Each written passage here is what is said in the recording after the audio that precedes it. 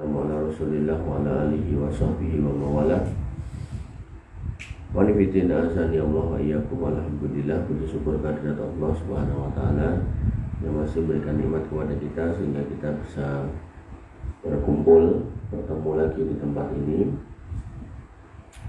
dalam rangkaian acara mengaji majelis ilmu, dan kita menggunakan risalah pilihan karya Syekh bin Baz yang berisi tentang fikih-fikih ibadah.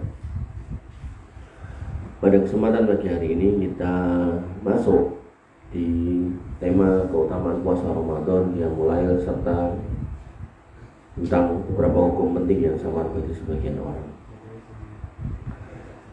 Dari Abdul Aziz bin Baz untuk kaum muslimin, semoga Allah membimbing kita semua ke jalan ahlul iman, dan semoga Allah memberikan pemahaman kepada kita semua terhadap sunnah dan Al-Quran. Amin. Assalamualaikum warahmatullahi wabarakatuh. Waalaikumsalam warahmatullahi wabarakatuh. Inilah nasihat singkat seputar keutamaan puasa Ramadan dan qiyamul lail dan fadilah berlomba-lomba untuk beramal sholih, serta penjelasan tentang beberapa hukum penting yang terkadang masih samar bagi sebagian orang. Saya kalau baca tulisan beliau kayak gini ini merinding ya. Maksudnya gini ya, kamu kalau tahu yang namanya Syekh bin Baz, itu orang buta. Beliau bisa mengatakan kepada kita, menyampaikan kepada kita, ini adalah nasihat singkat, dan terus ada kata-kata yang masih samar bagi sebagian orang.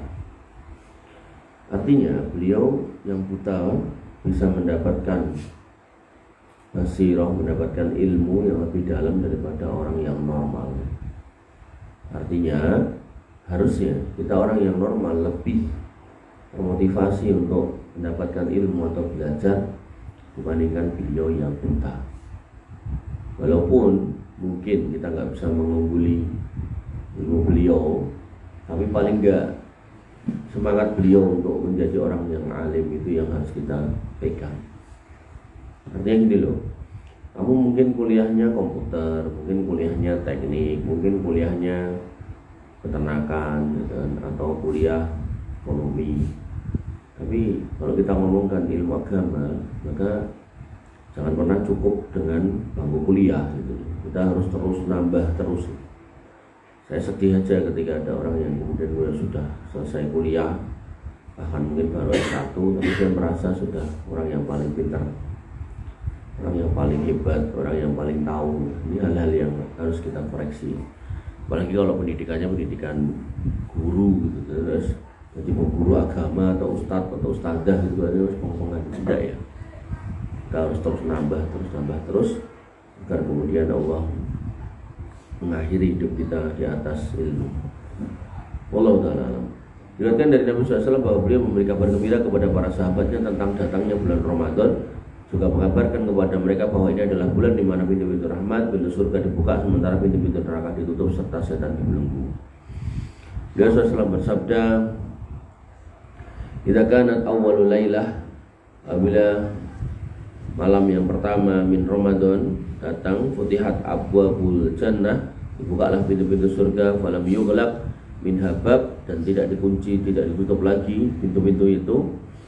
Kemudian wa ghuliqat abwabun nar, dan ditutuplah pintu neraka, walam yuftah min habab, dan tidak dibuka lagi pintu yang ditutup itu. Wa sufidatis sayatin, dan yang namanya setan-setan itu dirantai, dibelenggu. Wa yunadi munadi, dan kemudian ada penyeru yang menyeru, ya baghiyal khair aqbil, wahai orang-orang yang berburu kebaikan, nah, maka sambutlah, aqbil. Wa ya baghiyas syarr aqsir, dan wahai orang-orang yang suka melakukan kejelekan, aqsir, berhentilah, lereno gitu. Walillahi utaqa'u minan nar wa dzalika kullal lailah, dan Allah Subhanahu wa taala menetapkan untuk membebaskan orang-orang dari neraka, dan itu terjadi pada setiap malam. Ya. Rasulullah SAW kemudian bersabda, ja'akum syahrul Ramadan syahrul barakah. Telah datang kepada kalian bulan Ramadan, bulan yang penuh keberkahan. Yaghshakumullah, Allah menaungi kalian ar-rahmah dengan rahmat, wa yuhital khotaya, dan kemudian menghapus dosa-dosa, wa yastajibu ad-du'a, dan kemudian mengabulkan doa-doa. Yang durullah ala tanafusikum fihi fayubahi bikum malaikatah. Dan Allah melihat tanafusikum, kalian berlomba-lomba dalam beramal di dalamnya, fayubahi bikum malaikat, dan Allah membanggakan kalian di hadapan malaikat.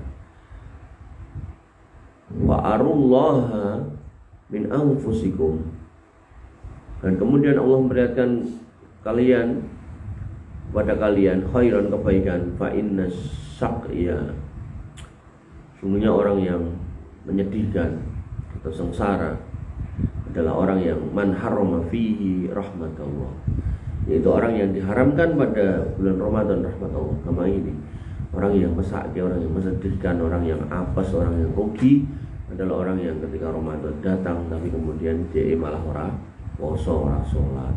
Ini orang yang kasihan gitu ya.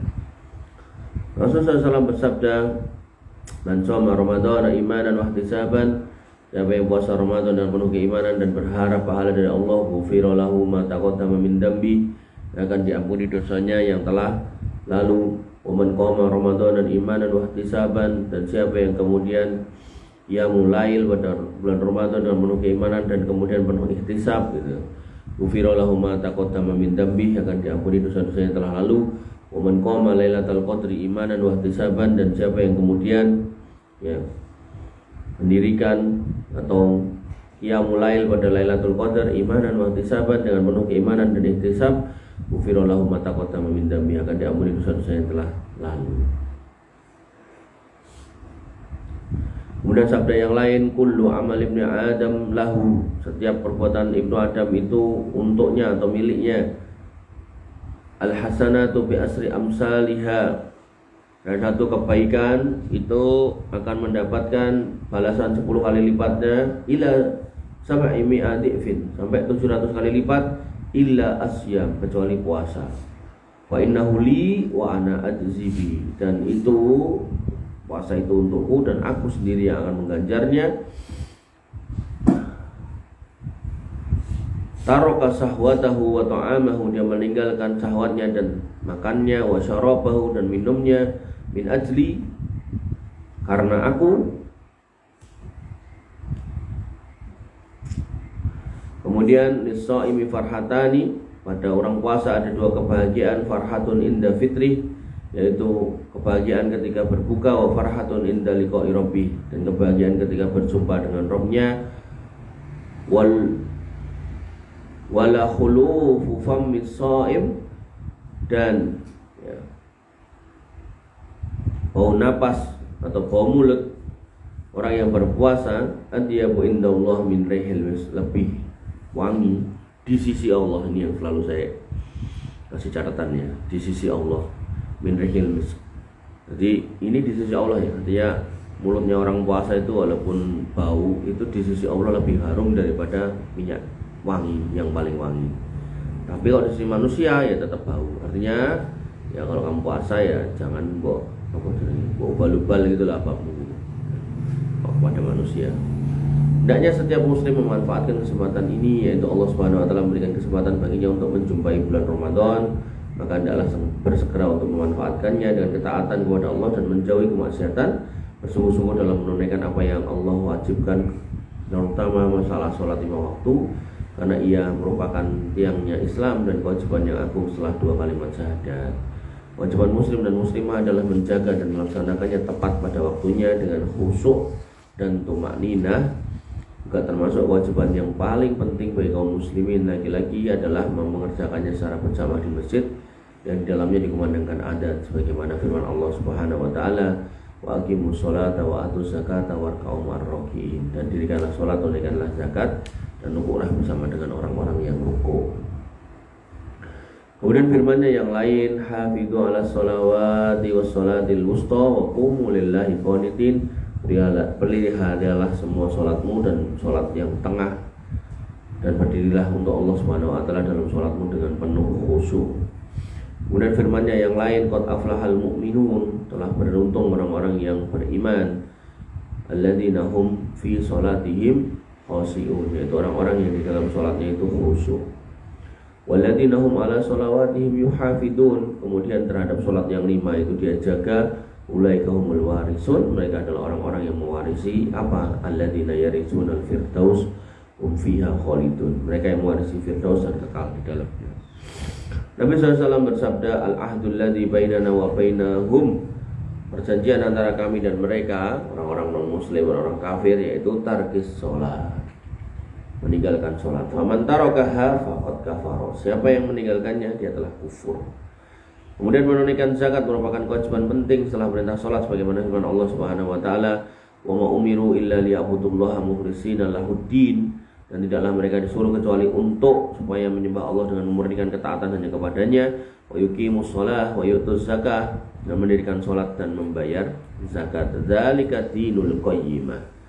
Kemudian firman Allah Subhanahu wa taala lagi, wa aqimus sholata wa atuz zakata wa atiur rasula la'allakum turhamun, dan dirikanlah sholat, tunaikanlah zakat, taatlah pada Rasul supaya kamu diberi rahmat.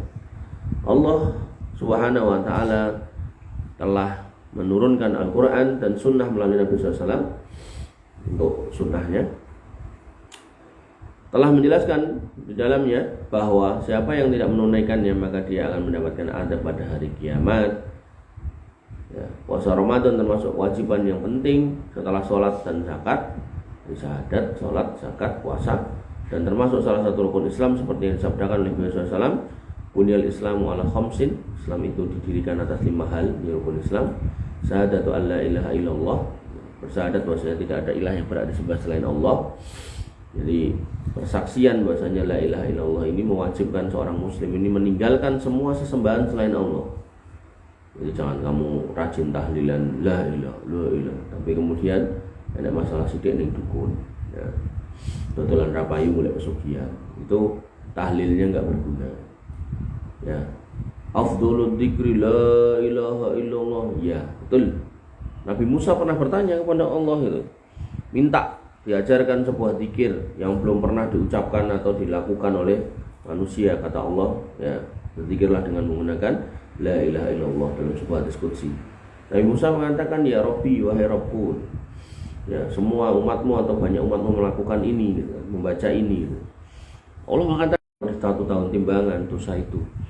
Kemudian di timbangan satunya kalimat la ilaha illallah taruh situ, maka lakafathu, timbangan itu akan kalah dosa itu dengan kalimat la ilaha illallah.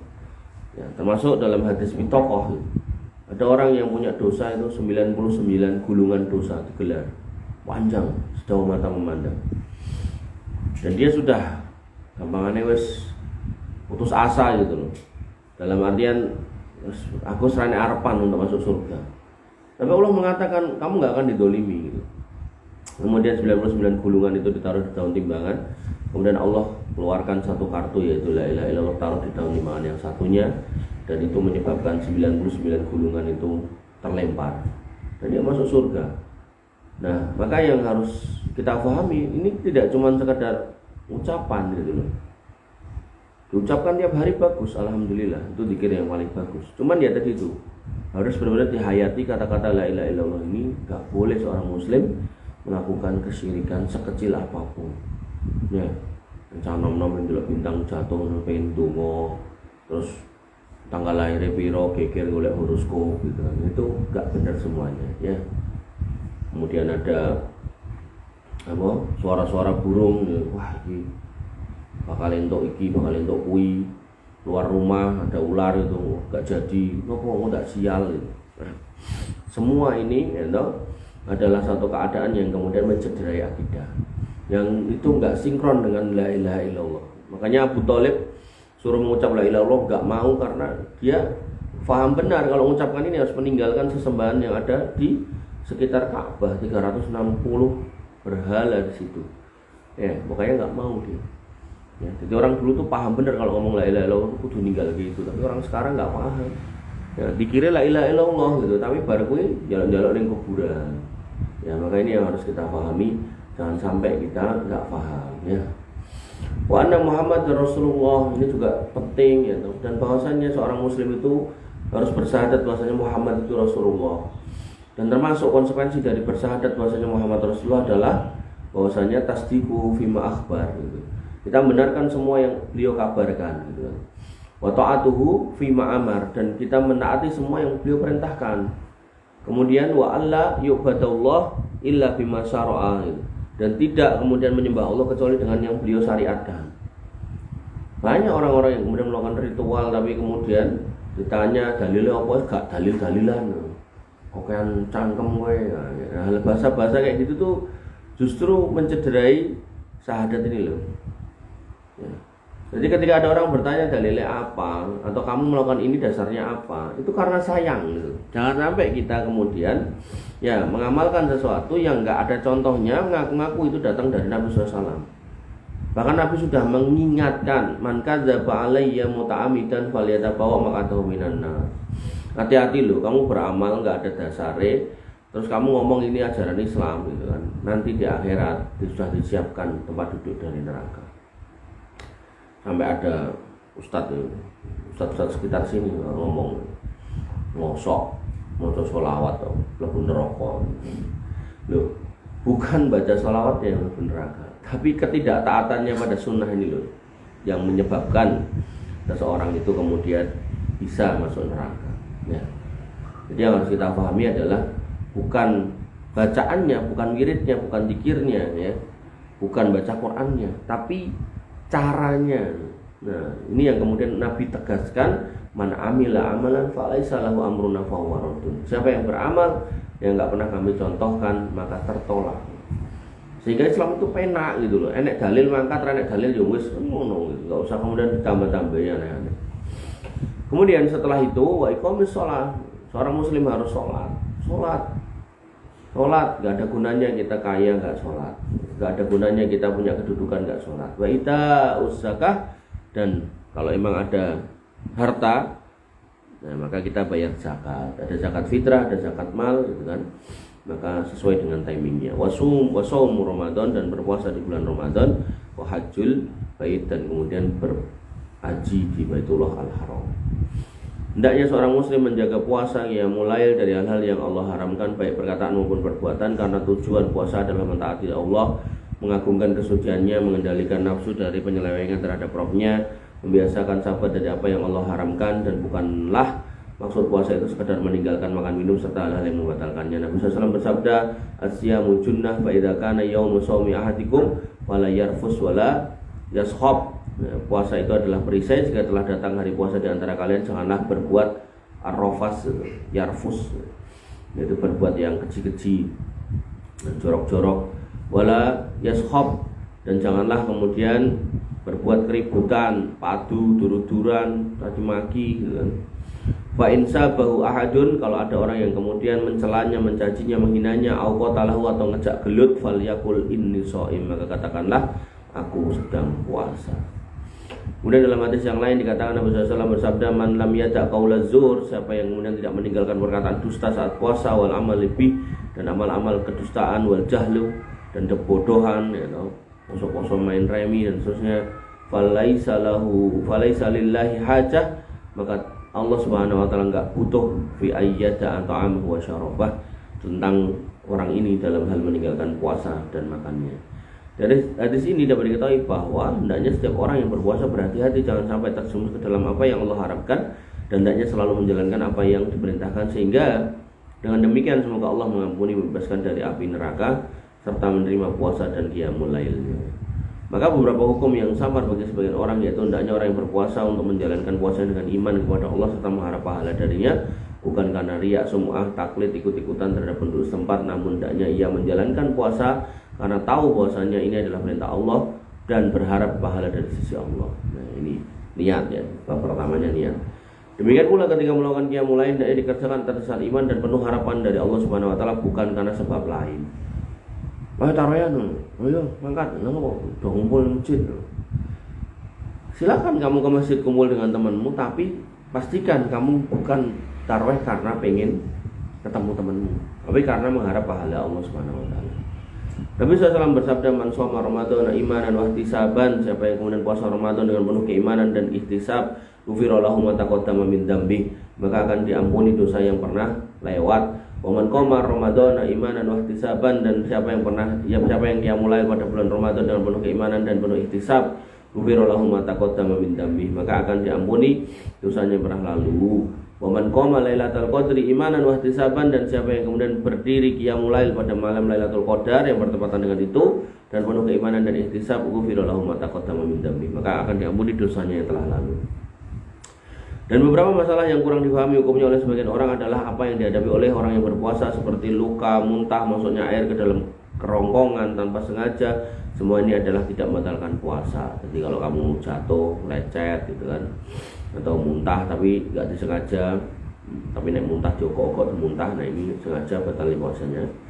Atau kemudian kamu masuk air ke dalam kerongkongan nggak sengaja lagi gitu kan, misal apa ya, misal kamu menyelamatkan orang yang tenggelam, tiba-tiba kamu pas menyelamatkan itu ngelak banyu, nah, maka itu tidak batalkan puasa. Namun siapa yang sengaja muntah maka puasanya batal, sebagaimana sabda Nabi SAW, man dara'ahul qai, siapa yang muntah fala qada'a alaih, maka tidak ada qada. Nanti dalam riwayat lain man ghalabahul qai, siapa yang muntah enggak sengaja, enggak ada qada.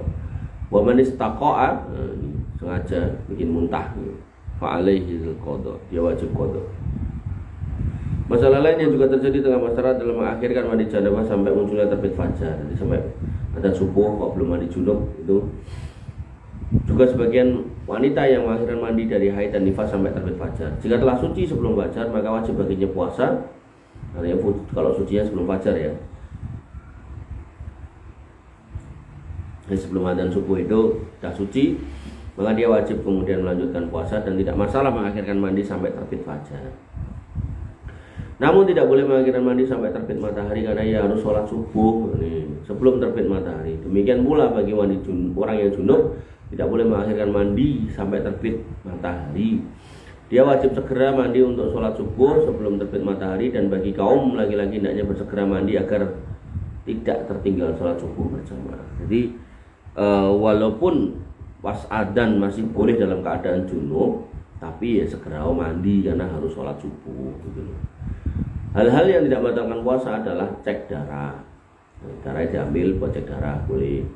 Suntik yang tidak diniatkan untuk masukkan makanan. Jadi suntikan apa nih?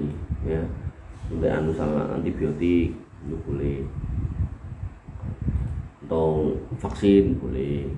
Namun jika hal itu dilakukan di malam hari maka itu lebih baik jika keadaannya memungkinkan dan tidak bisa mengiwai. Sebagaimana sabda Nabi SAW, tinggalkan apa yang meragukanmu kepada apa yang tidak meragukan. Maka siapa yang kemudian menjaga diri dari subhat maka dia telah menyelamatkan agama dan kehormatannya. Waman ittaqa fi subhati faqad ittaqa bidinihi wa irdihi. Siapa yang kemudian menjaga dirinya dari subhat maka dia telah menjaga atau menyelamatkan dirinya dan agamanya. Maka ada beberapa masalah di mana hukumnya sudah jelas bagi sebagian orang, yaitu tidak tumakninah dalam sholat, baik sholat fardu maupun sunnah. Saya bin Basurung pernah tekan Indonesia harus ngomong gini. Jadi kalau kamu sholat tarawih tapi kebut itu ya nggak sah. Hadis Nabi SAW menjelaskan bahwa tumakninah adalah ya termasuk rukun sholat, maka tanpanya sholat menjadi nggak sah. Tumakninah adalah tenang dan khusyuk, tidak buru-buru sampai semua tulang kembali pada posisinya semula. Jadi rukuk ya sampai rukuk tenanan, sujud sampai sujud tenanan. Maka banyak orang yang menjalankan sholat tarawih di bulan Ramadan sementara mereka tidak menyadari atau tidak tumakninah, bahkan ini loh, mereka seperti burung mematuk makanan. Ini orang alim tuh kayak gitu loh. Jadi belum pernah sampai sini tapi bisa ngomong kayak gini. Dan itu ya pas bener. Wah, tuk tuk tuk tuk tuk. Allah Akbar, amin. Allah Akbar, waladhdallin, amin. Ya Allah. Salat seperti ini jelas batil dan pelakunya tidak mendapatkan pahala, bahkan berdosa. Bahkan berdosa. Ya. Makanya saya nasihati kalian, ya kalau ada jamaah seperti itu ora usah melu gitu. Mbok kuwi sekampung salat ning kono pindah dari masjid lain gitu. Ya, termasuk ya, masalah yang kurang dipahami oleh sebagian orang. Mereka menyangka bahwa sholat tarawih tidak boleh kurang dari 20 rakaat. Dan sebagian menyangka tidak boleh lebih dari 11 rakaat atau 13 rakaat. Ini adalah keyakinan salah yang menyelisih dalil. Jadi mau berapa rakaat aja silakan gitu loh. Jadi nggak usah kemudian sing 11 rakaat ngomong sing 23 salah, atau sebaliknya sing 23 ngomong 11 salah gitu. Sing bener siapapun sholat 11 atau 23 podo wae, sing bener sing penting tumaknina. Nah, artinya gini loh. Nek 11 selesai dalam waktu setengah jam, 23 kok selesai dalam waktu 5 menit gitu kan. Maka ya luwih apik 11 gitu. Paham ora? Tapi kalau kemudian 23 ini selesai dalam waktu sejam atau 2 jam, 11 selesai dalam waktu setengah jam atau 1 jam, ya 23 lebih baik gitu. Karena pada prinsipnya jumlahnya yang banyak itu lebih baik. Tapi nek banyak nek ngebut ya mendingan sidik baik gitu loh. Makanya saya selalu katakan ya kalau bisa kalian tuh di luar Ramadan ya sholat sholat tahajud walaupun cuma 2 rakaat tambah 1 witir, nggak apa-apa gitu loh. Ya, jangan kemudian malah blas. Jadi bangun itu sebelum adzan, bangun wudu ya toh, sholat 2 rakaat tambah 1 witir, donga. Ndongakno wong tuwa, ndongakno keluarga, ndongakno kowe dhewe gitu loh. Ya. Dan terkait minta jodoh sekalipun ya kalau bisa tuh doa terus dari sekarang gitu. Karena kalau kamu tahu Nabi Musa itu berdoa minta dikalahkan dari Fir'aun, dimenangkan dari Fir'aun gitu. Dan Allah menjawab doanya, iya tak kabul gitu. Tapi terjadinya 40 tahun kemudian loh. Jadi kamu minta jodoh sekarang dikasihnya 40 tahun lagi kan yo. Enten ini ra kesuwen gitu. Tapi nek nanti nunggu lulus berarti kan 4 tahun nih. Terus kamu ndonga terus kayak ini 40 tahun kas berarti kan 44 tahun kamu. Enggak ya, jangan sampai segera gitu. Hadis sahih dari Rasulullah SAW telah menjelaskan bahwa sholat malam itu longgar dan tidak ada batasan jumlah tertentu. Diriwayatkan beliau sholat malam 11 rakaat dan kadang 13 rakaat, bahkan juga terkadang kurang dari itu baik di bulan Ramadan dan selainnya. Ya, ketika beliau ditanya tentang sholat malam, maka beliau menjawab sholat malam itu 2 rakaat dan jika kamu khawatir masuk waktu subuh maka laksanakan sholat witir 1 rakaat. Beliau tidak membatasi jumlah rakaat tertentu baik di bulan Ramadan atau selainnya. Oleh karena itu para sahabat pada masa khilafah Umar ada yang sholat 23 rakaat. Dan terkadang sebagian sholat 11 rakaat. Semua itu diriwayatkan dari Umar radhiyallahu anhu dan dari sahabat lainnya pada masa itu. Sebagian ulama salah sholat di malam di bulan Ramadan 33 rakaat dan witir 3 rakaat. 33 rakaat. Sebagian mereka sholat 41 sebagaimana diriwayatkan oleh Syekhul Islam Ibnu Taimiyah dan lainnya dari para ahli ilmu. Beliau juga menjelaskan tentang adanya kelonggaran dalam masalah ini. Beliau menjelaskan bahwa yang paling afdal bagi yang bacaannya panjang, rukuknya panjang, sujudnya panjang, maka hendaknya mengurangi jumlah rakaatnya. Namun bagi orang yang bacanya pendek, rukuk serta sujudnya pendek, untuk menambah jumlah rakaatnya ini adalah yang dimaksud oleh perkataan Ibnu Taimiyah. Jadi gini loh, kamu kalau kemudian bacaanmu surat-surat pendek, maka rakaatnya ditambah banyak biar total akumulasinya lama. Tapi kalau bacaannya surat-surat panjang, ya sholatnya nggak usah banyak-banyak rakaatnya. Misal 11 tapi bacanya rakaat pertama Al-Baqarah, gitu, rakaat kedua Al-Imran gitu kan. Maka 11 rakaat itu sudah cukup gitu loh. Makanya harus kita pahami intinya, ya, sholat malam itu panjang totalnya. Gitu. Nah, tinggal pembaginya adalah rakaatnya. Nek bacaanmu pendek-pendek, goyang. Maka yang harus kamu lakukan adalah ketika bacaanmu pendek, maka jumlah rakaatnya diperbanyak. Nah itu kemudian jadi fitnah di masyarakat, atau mergosing makmuman wong tuwek-tuwek gitu, orang sepuh-sepuh ya, maka ya sholatnya nggak usah lama-lama, nggak apa-apa gitu, itu sunnah. Kamu nggak sholat tarawih juga nggak apa-apa sebenarnya. Tapi kalau nggak sholat tarawih terus nggak ngapa-ngapain, ya mending sholat tarawih kan gitu. Dan barang siapa yang meniti sunnah Nabi SAW, maka yang paling afdal dari jumlah rakaat tersebut adalah 11 atau 13 rakaat baik di bulan Ramadan maupun selain Ramadan. Karena sesuai dengan apa yang sering dikerjakan oleh Rasulullah SAW. Selain itu hal ini lebih ringan bagi mereka serta lebih meningkatkan kekhusyuan dan tumakninah. Namun tidak mengapa bagi orang yang mau nambah rakaat tersebut. Jadi memang Nabi SAW itu paling sering gitu, 11 rakaat. Tapi kamu kalau membaca sholat tahajudnya Nabi, bacaannya itu panjang-panjang sampai kakinya bengkak. Ini menunjukkan bahwasanya 11 rakaat yang bacaannya panjang-panjang. Dan yang afdal bagi orang yang sholat malam bersama imam tidak keluar sebelum imam selesai, sebagaimana sabda beliau SAW, innar rajula idza qama ma'al imam hatta yansharif kataballahu lahu qiyamal lailah. Maka orang yang sholat bersama imam sampai selesai, maka Allah akan menuliskan baginya pahala sholat semalam suntuk. Disarankan bagi kaum muslimin untuk bersungguh-sungguh dalam melakukan berbagai macam ibadah di bulan mulia ini, seperti sholat sunnah, baca Al-Quran, tadabbur Al-Quran, bertakbir, berfikir, bertasbih, tahmid, tahlil, istighfar dan doa yang disyariatkan, serta melakukan amal ma'ruf nahi munkar, berdakwah di jalan Allah, membantu fakir miskin, berbakti pada orang tua, menyambung silaturahmi, menghargai tetangga, menghormati mereka, menjenguk orang sakit dan lain-lain dari berbagai macam kebaikan, sebagaimana sabda Nabi SAW, yanzurullah ila tanafusikum, Allah melihat pada perlombaan kalian dalam kebaikan di dalam Ramadan, fayubahi bikumul malaikah, dan Allah Subhanahu wa taala membanggakan perlombaan kalian kepada malaikat, tahu pada malaikatnya, fa'arullah min anfusikum khairan, dan Allah memperlihatkan kebaikan-kebaikan pada diri kalian. Fa inna saqiya, dan orang yang menyedihkan pada bulan Ramadan adalah man harama fihi rahmatullah, yaitu orang yang diharamkan, ya, dihalangi dari mendapatkan rahmat Allah. Jadi puasa Ramadan, waktu Ramadan wis ra poso ra salat gitu kan, maka itu menyedihkan. Sabda Nabi SAW yang lain, man taqarraba fihi bi khoslatin min khisalil khair kana kaman adda faridatan fi ma siwa. Siapa yang bertakarrub pada Allah di bulan Ramadan dan melakukan satu amal kebaikan sunnah, maka bagi seperti melakukan amal fardu di bulan Ramadan. Wa man adda fihi faridatan kana kaman adda sab'ina faridatan fi ma siwa. Dan barang siapa yang kemudian melakukan amal fardu, maka baginya seperti melakukan 70 amal fardu di bulan Ramadan. Riwayat Ibnu Huzaimah. Sabdanya yang lain, umratun fi Ramadan ta'dilu hajjah. Umrah di bulan Ramadan pahalanya setara dengan haji, au qala hajjatu ma'i, atau haji bersamaku. Sangat banyak hadis maupun asar yang menjelaskan keutamaan berlomba-lomba dalam melakukan kebaikan di bulan Ramadan. Semoga Allah Subhanahu wa taala melimpahkan taufik kepada kita dan kaum muslimin agar kita dapat menjalankan apa-apa yang diridhoinya, dan semoga Dia menerima puasa serta sholat malam kita, memperbaiki kondisi serta melindungi kita dari fitnah. Kita juga mohon kepada Allah Subhanahu wa taala untuk memperbaiki kondisi pemimpin kaum muslimin. Allahumma aslih a'immatana wa ulata umurina, dan menyatukan hati-hati mereka. Allahumma alif baina qulubihim alal haq, dan sesungguhnya Allah Maha Penolong dan Maha Pengampun, serta Allah Maha Mampu atas segala sesuatu. Allah innallaha ala kulli syai'in qadir. Wassalamualaikum warahmatullahi wabarakatuh. Ini adalah risalah dari Syekh bin Baz terkait dengan Ramadan dan sholat, kemudian zakat.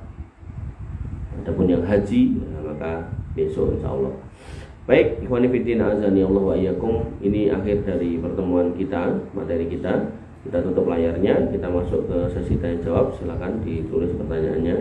Kita bahas satu persatu agar kemudian, jadi tanya itu nggak harus karena kamu nggak tahu gitu. Kamu nulis pertanyaan agar temanmu tahu atau agar orang lain tahu, itu baik-baik aja gitu. Ya, sebagaimana malaikat Jibril datang menemui Nabi SAW bertanya, wa ya Muhammad mal iman, mal Islam, mal ihsan, wa mata sa'ah gitu kan, wa ma ayatuha gitu kan. Itu jawaban Nabi SAW dijawab gitu kan. Bahkan ketika sampai di puncaknya bertanya tentang wa mata sa'ah gitu kan, maka Nabi mengatakan mal mas'ulu anha bi alami minas sa'il. Nek kowe tekok kiamat kapan gitu kan, ya sing mbok tekok iki ra luwih ngerti timbang sing takok. Ini menunjukkan bahwasanya kalaupun kiamat itu mau terjadi, kudune sing dikabari sik dhewe kowe lho, malaikat gitu loh. Bukan saya gitu. Karena saya toh juga udah mati gitu kan. Maka yang harus kita pahami, ya dalam konteks kamu menulis pertanyaan itu sebenarnya ada amal yang baik, bukan cuman kamu pengen tahu. Bahkan kamu kalau udah tahu nih mbok tanyakan atau mbok tulis, maka temanmu yang enggak tahu maka dia akan tahu. Allah taala. Ini akun aku itu. Oh, aku. Ingin bertanya, apa yang dimaksud dengan zina hati? Ya, zina hati adalah ngayal, ngayal wanita yang bukan mahramnya, ya, bahkan pada level-level yang apa ya istilahnya porno. Kalau tadi bahasa di dalam hadis tadi wala yarfus, dan jangan berbuat rofas. Ya. Rofas itu ngayal-ngayal yang seperti itu gitu. Bahkan apa namanya dalam haji gitu kan, di haji situ dikatakan wala rofasa wala fusuqa wala jidala, gak boleh rofas itu kayak ya kayak gitu, jadi kayak urusan seksual dan seterusnya gitu. Maka ya urusan hati ini perlu hati-hati, perlu dijaga, jangan sampai kemudian kita terjatuh di situ ya. Makanya kalian tak suruh tidur bareng ya, biar nggak ada yang aneh-aneh gitu. Jadi tidur dewean nanti khawatirnya aneh-aneh gitu. Maka sebaiknya tidur bareng gitu kan. Dan kemudian kalau memang sudah tiba saatnya, artinya sekolahmu sudah selesai atau mungkin sekolahmu belum selesai tapi kamu sudah bisa punya usaha, bisa cari nafkah gitu, menafkahi dirimu dan orang lain, maka menikah itu lebih menyelamatkan hati ya. Karena nanti dalam sebuah hadis Nabi SAW mengatakan, kalau kamu sebagai laki-laki keluar rumah kemudian melihat yang membangkitkan syahwatmu, gairahmu, maka pulanglah temui istrimu karena dia punya apa yang dimiliki yang kamu lihat di jalan tadi ya. Dan itu sekarang di jalan itu luar biasa gitu ya.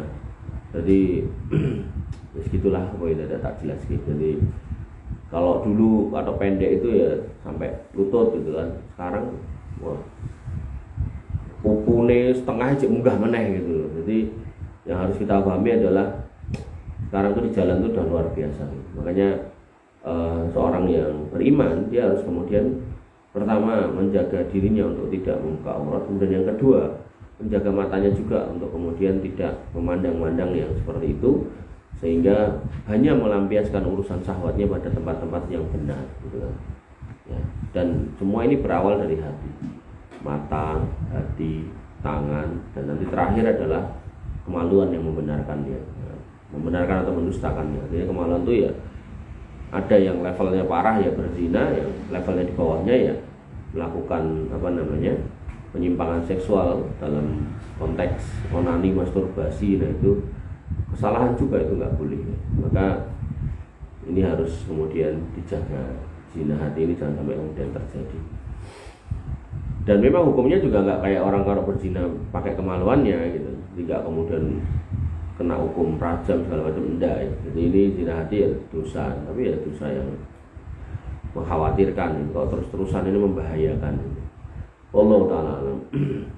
Dan selanjutnya ketika kencing dalam posisi duduk itu rasanya sudah bersih, pas berdiri kerasa banget netes, itu bagaimana gitu kan. Maka dalam sebuah hadis Nabi SAW mengatakan terkait orang yang buang air kecil, maka begitu sudah selesai ambil air atau di tangan kemudian percikan ke area kemaluan. Nah, maka ketika ada rasa seolah-olah, maka dihapus dengan was-was, dengan menghapus was-was yaitu dengan diperciki. Maka ketika kamu lihat area yang dekat dengan kemaluan itu kok basah, maka penghapus was-wasnya adalah basahnya mergo tak perciki. Itu ada hadisnya gitu. Jadi itu cara kemudian menghapus was-was. Jadi itu was-was syaitan ya. Artinya kalau emang benar-benar udah cebok ya udah gitu loh. Kemudian ben enggak was-was diperciki itu tadi. Tapi nek kemudian genah rong cebok atau genah ngompol, genah netes-netes ya genah itu pipis ya. Jadi ya ganti celana segala macam lah gitu. Wallahu ta'ala alam. Kemudian pertanyaan selanjutnya, apa bila ada pasutri yang melakukan jima di siang hari bulan Ramadan maka akan terkena kafarat, yaitu salah satunya berpuasa 2 bulan berturut-turut. Apakah kafarat itu berlaku pada keduanya atau pada salah satunya? Ya, dan apabila tidak mampu apakah boleh memilih kafarat yang lain? Ya, berlaku pada dua-duanya kalau dua-duanya menghendaki. Tapi kalau kemudian salah satunya yang menghendaki, pihak yang lainnya terpaksa menuruti, maka hanya berlaku pada salah satu yang memicu gitu. Nah, adapun kemudian apakah bisa memilih? Bisa ya. Karena pada kisah sahabat yang melakukan pelanggaran itu, beliau suruh puasa 2 bulan berturut-turut, beliau mengatakan, loh ini Ramadan aja saya nggak sanggup gitu kan. Maka kemudian Nabi SAW merintahkan untuk memberikan makan 60 orang miskin. Dan kemudian dia mengatakan bahwasanya saya bahkan orang yang paling miskin gitu kan. Kemudian Nabi tersenyum dan masuk ke rumah mengambil sejumlah kurma dan diberikan kepadanya, nih bawa pulang buat ngasih makan keluargamu. Ya, bahwasanya hukum dalam Islam itu memang ada, tapi kemudian penerapannya, perlakuannya sesuai dengan kesanggupan. Artinya kalau memang nggak sanggup, bisa diturunkan ke bawahnya sampai yang sanggup. Bahkan orang itu untuk ngasih makan orang lain atas dosanya, untuk menebus dosanya, dia nggak sanggup, maka dikasih makan Nabi SAW. Sehingga kalau diterapkan di hukum zakat fitrah hukum asalnya fardu ain. Semua orang yang hidup beragama Islam wajib bayar. Tapi kalau emang benar-benar nggak mampu, sekali lagi benar-benar nggak mampu, bahkan dia buat makan aja nggak ada, ya mau jual-jual ya nggak ada yang dijual gitu kan, dia tinggal di kolong jembatan, benar-benar nggak mampu. Nah, maka yang harus kita pahami atau kita mengerti, orang seperti itu tidak wajib untuk keluar zakat fitrah. Tapi nek mampu, aku ora duit nggo zakat fitrah, kuwi lho gelang kalung lu gede-gede kuwi lho, gemblantung kaya gantungan kunci gitu kan. Nah, maka itu ambil satu jual gitu untuk bayar zakat fitrah ya. Jadi bedakan antara benar-benar nggak mampu atau ngaku nggak mampu ning jane mampu. Silakan Mas, dibukakan. Dan selanjutnya, Assalamualaikum. Waalaikumsalam. Saya bertugas di kantor di bagian konsumsi. Tugas saya memberikan makan siang untuk berbagai kegiatan di kantor. Biasanya saya pengen makan lewat aplikasi Zoom. Biasanya kalau pesanan kita banyak suka dapat diskon. Nah, yang saya ingin tanyakan, bolehkah uang diskonnya sebagian 5.000, 10.000 saya kasihkan ke abang ojonya, kata Allah. Nah, pertanyaannya, ini kantor duit siapa? Kalau duit kantor ya toh, maka tanyakan sama yang punya kantor atau bos di kantor. Siapa? Norma. Itu kali. Oh, suruh ke atas disiapin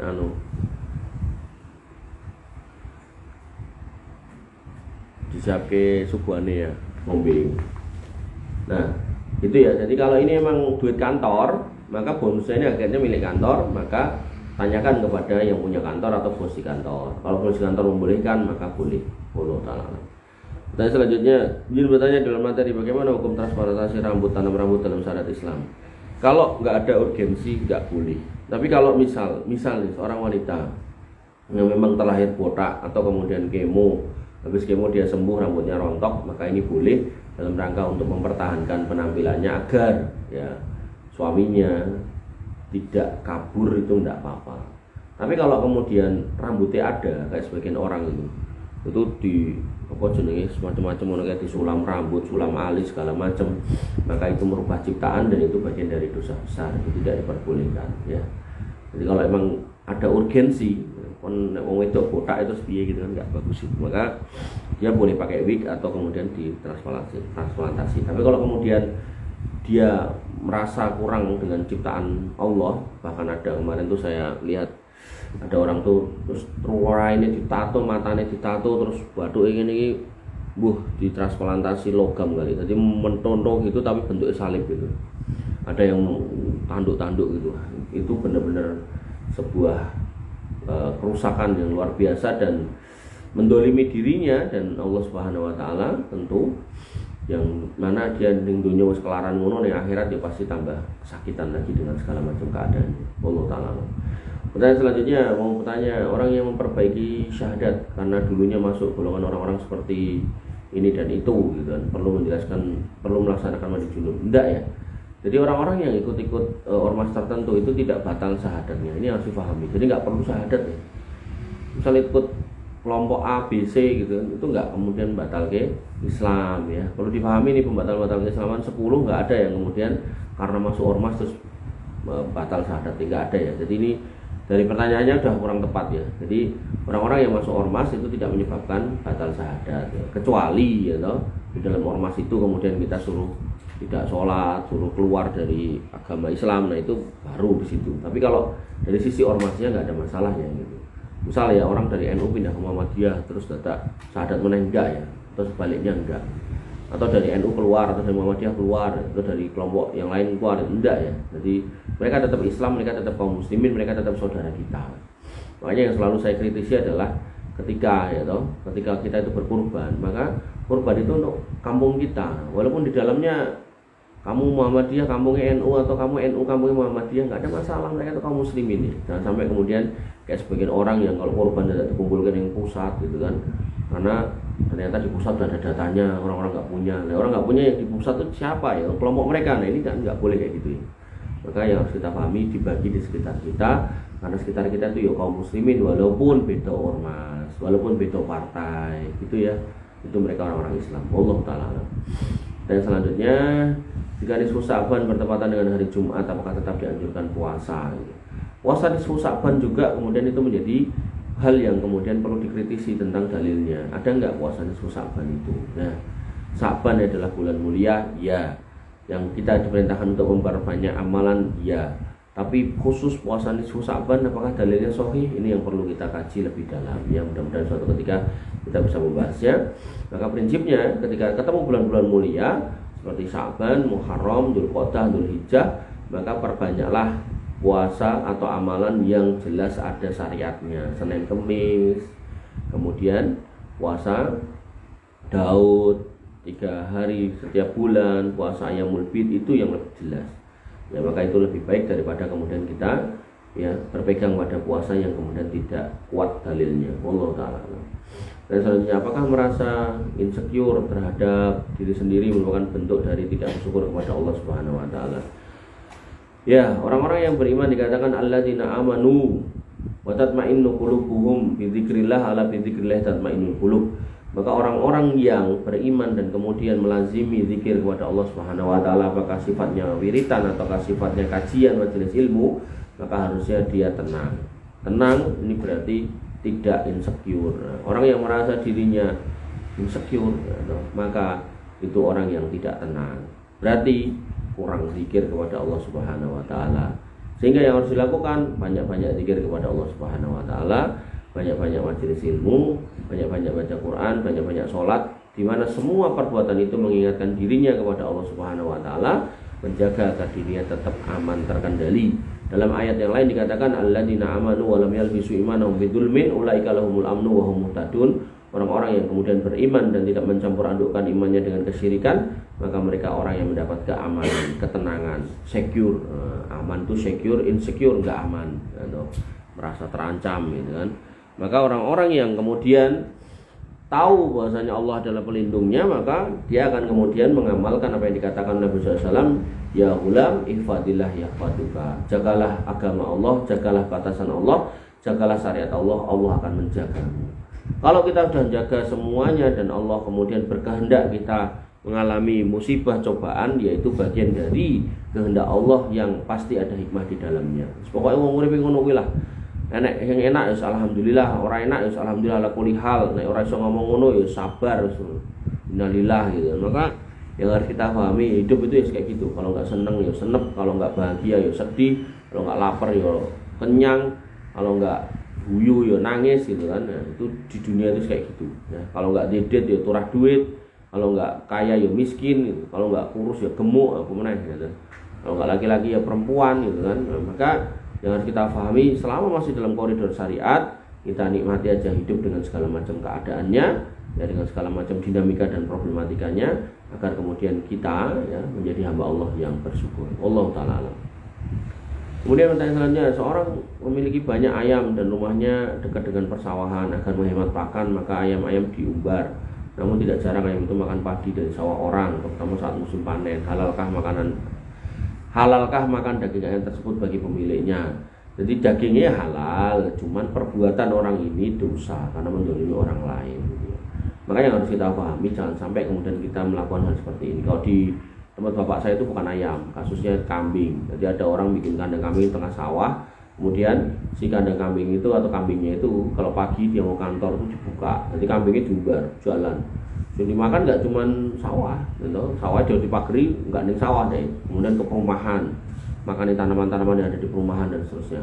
Maka hal-hal seperti ini menzalimi orang lain ya. Kalau dagingnya halal, cuman tadi dulu perbuatan si kambing ini, kambingnya nggak dosa, tapi yang punya kambing ini berdosa.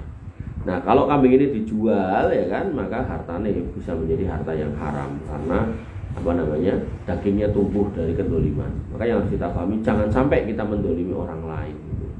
Ya, walaupun soal urusan perayaman dan seterusnya. Jadi ya situlah gitu. Jadi pengen menghemat tapi kemudian mencederai, melukai orang lain, menjadi orang lain, itu bukan termasuk adab atau akhlak dari seorang muslim. Wallahu ta'ala alam. Ini yang bisa kita bahas pada pagi hari ini. Semoga meninggalkan manfaat yang banyak buat kita semua. Kurang lebihnya saya mohon maaf. Subhanakallahumma wa bihamdika asyhadu an la ilaha illa anta astaghfiruka wa atubu ilaik. Assalamualaikum warahmatullahi wabarakatuh.